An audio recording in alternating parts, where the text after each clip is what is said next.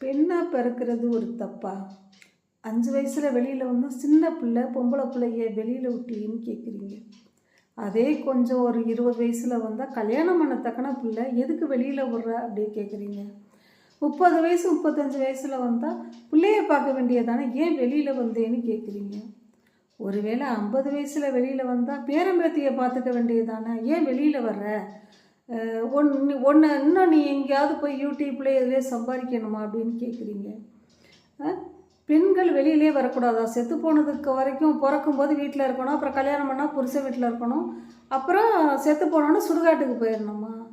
என்னடா ஒரு மனநிலைமையில் இருக்கீங்க? அப்படி எப்படி வாழ்கிறீங்கன்னு தான் தெரியலை. ஆனால் இந்த மாதிரி வாழ்கிறவங்களுக்கான மட்டும்தான் சொல்கிறேன். முதல்ல ஆண்கள் பெண்களை எந்த வயசில் பார்க்குறீங்களோ அந்த வயசில் உங்கள் வீட்டில் யாரோ அப்படி பார்த்து பழகுங்க. சரியா?